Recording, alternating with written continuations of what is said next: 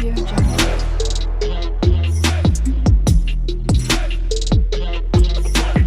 Audio Jungle.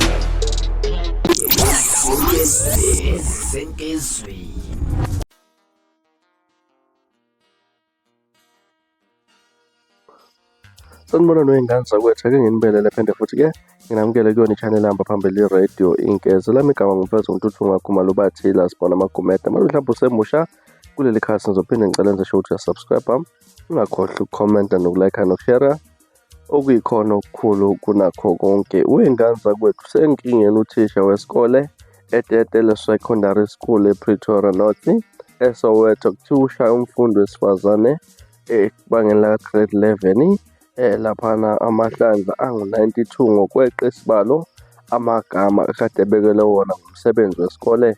Iklasi lebanga le-11 lajuja ukuba libhala indaba enamagama lapha ku-150. Nokho kubika ukuthi umfundi ubhale amagama eqa abangu-308 eqe ngesibalo samagama esingadingeki-ke lapho. Uthisha kuthiwa uphendule wathi uzoshaya imvimbo engu-158 ngenxa yokuthi-ke yokungalandeli imiyalelo ekade enikwe yona. Kusola ukuthi-ke lo mfundi ushaye kanzima kangangokuthi abanye abafundi afunda nabo bathembise bacela uthisha ashaye bona imvimba yabo engu-10 umuntu ngamunye egameni lakhe ngenxa lesi sijezi sokuthiwa sidlulele.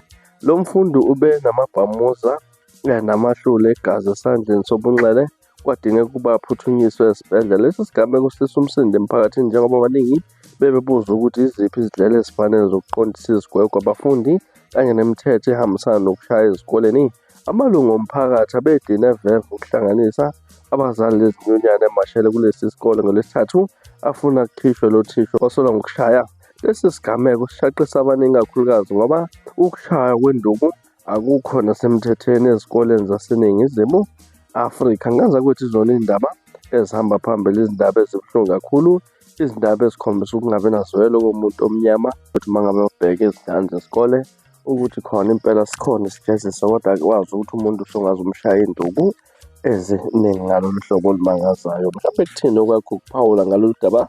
Hlala comment section ke ngizwe ukuthi ukuthini olwakho uvo ngalolu daba. Mina ngila-sponsor ngiphuma kanjena, kodwa ngithembisa ukuthi ngiyabuya futhi nezinye izindaba ezilandelayo kwividiyo elandelayo. Kwakho ukusubscribe nisiphathe kahle nimi nosuku olumnandi, ngithanda khona.